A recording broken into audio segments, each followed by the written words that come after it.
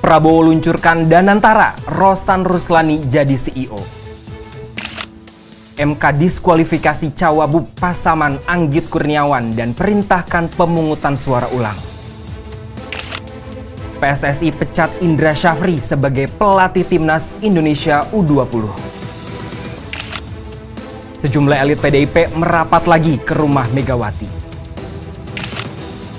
Menteri ATR BPN bantah sertifikat pagar laut milik perusahaan Aguan batal dicabut. Sekolah Dasar Islam Terpadu Mutiara Hati Banjarnegara ungkap alasan pemecatan Novi vokalis band Sukatani. PSSI proses 3 pemain naturalisasi baru termasuk Emil Audero. Remaja pencuri pisang di Pati kini diberi pekerjaan, adiknya jadi anak asuh polisi. Bersama saya Muhammad Sukardi, inilah berita-berita headline iNews ID hari ini. Presiden Prabowo Subianto resmi meluncurkan Badan Pengelola Investasi Dana Anagata Nusantara atau Danantara. Didampingi Presiden ke-6 Susilo Bambang Yudhoyono dan Presiden ke-7 Joko Widodo, Prabowo menekan tombol sirene peresmian Danantara. Jajaran Menteri Kabinet Merah Putih juga ikut menyaksikan. Presiden Prabowo juga resmi menunjuk Menteri Investasi Rosan Ruslani menjadi CEO atau Kepala Badan Pengelola Investasi Danantara. Selain itu, Menteri BUMN Erick Thohir dipercaya menjadi Ketua Dewan Pengawas. Rosan Ruslani akan dibantu Pandu Patria Syahrir dan Doni Oskaria. Presiden Prabowo dalam pidato peluncuran Danantara mengatakan Danantara Indonesia adalah solusi strategis dan efisien dalam mengoptimalkan badan usaha milik negara. Prabowo sebelumnya telah menandatangani Undang-Undang Nomor 1 Tahun 2025 tentang perubahan ketiga atas Undang-Undang Nomor 19 Tahun 2003 tentang badan usaha milik negara dan Peraturan Pemerintah Nomor 10 Tahun 2025 tentang organisasi dan tata kelola Badan Pengelolaan Investasi Daya Anagata Nusantara. Selain itu, Prabowo juga menandatangani keputusan Presiden tentang pengangkatan Dewan Pengawas dan Badan Danantara. Sebagai informasi, Danantara akan mengelola aset hingga 900 miliar dolar Amerika Serikat atau setara 14.674 triliun rupiah. Pembentukan Danantara ini terinspirasi dari konsep Temasek Holding Limited milik Singapura. Nantinya Danantara akan mengonsolidasikan aset-aset pemerintah yang tersebar di berbagai kementerian. Tujuannya agar lebih terintegrasi dan efisien. Mahkamah Konstitusi mendiskualifikasi calon wakil Bupati Pasaman nomor urut 1 Anggit Kurniawan Nasution. Ketua MK Soehartoyo saat membacakan amar putusan sidang putusan perselisihan hasil Pilkada Pasaman di gedung MK mengatakan diskualifikasi kepesertaan Anggit Kurniawan Nasution di Pilkada Pasaman berkaitan dengan persoalan administratif terkait statusnya yang merupakan mantan terpidana. Anggit dinilai tidak jujur mengenai identitasnya sebagai mantan terpidana. Putusan MK ini mengabulkan sebagian permohonan pemohon pasangan calon bupati dan wakil bupati Pasaman nomor urut 2 Mara Ondak Desriza. Dengan begitu, Mahkamah juga membatalkan seluruh keputusan KPU Kabupaten Pasaman nomor 800, 600, dan 604. Partai pengusung Anggit pun diminta untuk mengusulkan penggantinya tanpa harus mengganti calon bupati nomor 1 Weli Suheri. MK menegaskan dengan keputusan ini maka Komisi Pemilihan Umum Pasaman harus melaksanakan pemungutan suara ulang tanpa mengikutsertakan Anggit Kurniawan Nasution. PSSI resmi memecat Indra Syafri dari jabatan pelatih timnas Indonesia U20. Keputusan tersebut diambil menyusul kegagalan tim Garuda Nusantara di Piala Asia U20 2025. Indra Syafri gagal membawa timnas Indonesia U20 ke perempat final sehingga gagal lolos ke Piala Dunia U20 2025. Dari 3 laga fase grup, timnas Indonesia U20 hanya meraih 1 poin dan finish ketiga di klasemen grup C. Doni Tripamungkas dan kolega meraih 2 kekalahan kontra Iran 0-3 dan Uzbekistan 1-3 serta sekali imbang melawan Yaman 0-0.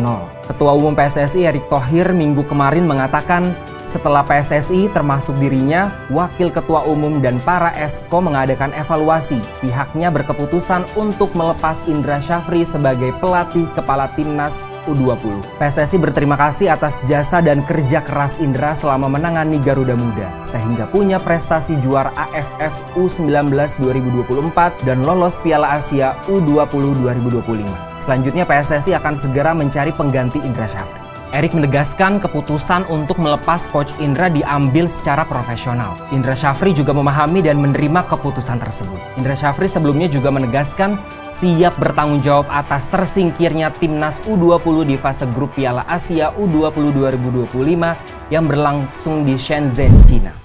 Sejumlah elit PDIP kembali mendatangi rumah Ketua Umum PDIP Megawati Soekarnoputri di Jalan Tengku Umar Menteng, Jakarta Pusat, Minggu malam. Apa yang dibahas? Dari pantauan, sejumlah dewan pengurus PDIP keluar dari rumah Megawati sekitar pukul 21.05 waktu Indonesia Barat. Mereka diantaranya Ketua DPP PDIP Bidang Keanggotaan dan Organisasi Syukur Hana Baban, Ketua DPP PDIP Bidang Reformasi Hukum Roni Talapesi, dan Wakil Bendahara Umum PDIP Rudianto Chen. Selain itu terlihat pula Ketua DPP PDIP Bidang Kehutanan dan Lingkungan Hidup MY Esti Wijayati hingga Ketua DPP Bidang Hukum, HAM, dan Advokasi Rakyat Yasona Lawli. Syukur Nababan yang ditemui mengaku hanya ngopi bareng di rumah Megawati. Para pengurus tidak menerima arahan apapun dari Megawati dalam pertemuan tersebut. Rudianto juga mengaku hanya ngopi bareng di kediaman Megawati. Dia pun enggan menjawab saat ditanya pertemuan tersebut membahas soal retreat kepala daerah. Para elit PDIP sebelumnya juga berkumpul di rumah Megawati pada Sabtu kemarin. Ketua DPP PDIP Said Abdullah mengungkapkan pertemuan itu hanya rapat biasa. Sementara itu, Ketua Umum PDIP Megawati Soekarnoputri diketahui sebelumnya menginstruksikan kepala daerah dari PDIP untuk menunda kegiatan retreat di Magelang, Jawa Tengah. Dalam surat instruksinya, seluruh kepala daerah dan wakil kepala daerah dari PDIP diminta untuk menunda perjalanan menuju retreat di Magelang tanggal 21 hingga 28 Februari 2025. Mereka yang sudah dalam perjalanan pun diminta untuk berhenti. Instruksi ini dikeluarkan setelah Sekretaris Jenderal PDIP Hasto Kristianto ditahan Komisi Pemberantasan Korupsi pada Kamis 20 Februari. Hasto ditahan di rutan KPK selama 20 hari pertama usai ditetapkan sebagai tersangka pada Desember 2024. Menteri Agraria dan Tata Ruang Kepala Badan Pertanahan Nasional Nusron Wahid membantah kabar sertifikat hak guna bangunan milik perusahaan Sugianto Kusuma atau Aguan di kawasan Pagar Laut Tangerang, Banten batal dicabut. Nusron dalam keterangannya di Jakarta Minggu kemarin mengatakan berita-berita di sejumlah media online yang menyatakan dirinya batal mencabut SHGB milik Aguan di pinggir pantai Tangerang tidak benar. Dia menegaskan semua sertifikat yang berada di luar garis pantai akan tetap dicabut. Sertifikat itu akan dibatalkan, tidak peduli siapa pemiliknya. Sampai saat ini Kementerian ATR BPN sudah membatalkan 209 sertifikat karena berada di luar garis pantai. Sementara yang berada di dalam garis pantai ada SHGB pemilik sahnya sehingga tidak dibatalkan. Nusron mengatakan terdapat 263 SHGB dan 17 sertifikat hak milik di kawasan Pagar Laut Tangerang. Sebanyak 222 dari total 280 sertifikat itu berada di luar garis pantai. Saat ini masih terdapat 13 sertifikat SHGB yang sedang ditelaah. Hal ini karena wilayah di dalamnya terdapat bidang yang separuh masuk garis pantai dan separuhnya lagi di luar garis pantai. Sebelumnya 8 pegawai Kementerian ATR BPN dijatuhi sanksi buntut Pagar Laut Tangerang, buntut penerbitan SHGB dan SHM di kawasan Pagar Laut Tangerang. 6 diantaranya dicopot. Sekolah Dasar Islam Terpadu Mutiara Hati Banjarnegara mengungkapkan alasan pemecatan vokalis band Sukatani sebagai guru. Kepala SDIT Mutiara Hati Eti Enderwati pada minggu kemarin mengatakan Novi diberhentikan karena melanggar kode etik dan aturan yang sudah ditetapkan Yayasan Sekolah Islam tersebut. Pemecatan berawal saat sekolah mendapatkan laporan pada 5 Februari 2025 dari yayasan bahwa Novi adalah vokalis band bergenre punk. Setelah ditelusuri, yayasan dan sekolah memanggil yang bersangkutan untuk dimintai keterangannya terkait lagu band Sukatani berjudul Bayar Bayar Bayar yang viral. Dari hasil pemeriksaan, kode etik yang dilanggar Novi adalah pelanggaran syariat Islam. Dalam hal ini terbukanya aurat atau tidak memakai jilbab. Yayasan dan sekolah mengambil tindakan dengan memberi sanksi pemecatan Novi sebagai guru. Eti mengatakan secara pribadi Novi menerima sanksi pemecatannya karena memang mengakui melanggar aturan. Sementara itu Bupati Purbalingga Fahmi Muhammad Hanif sebelumnya juga merespon pemecatan vokalis grup band Sukatani Novi Citra Indrayanti sebagai guru salah satu sekolah dasar Islam terpadu. Fahmi menegaskan Pemkab Purbalingga terbuka dan siap menerima Novi jika ingin mengabdikan diri mengajar di Purbalingga. PSSI akan memproses 3 pemain naturalisasi baru.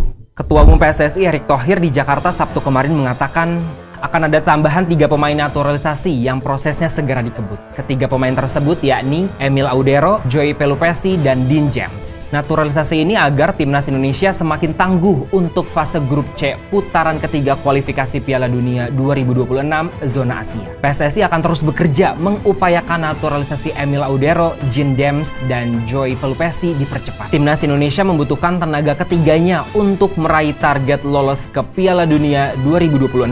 Emil saat ini memperkuat klub kasta kedua Liga Italia, Palermo. Sementara Joey Pelupessy yang keturunan Maluku menjadi bagian dari klub Liga Belgia, Lommel SK.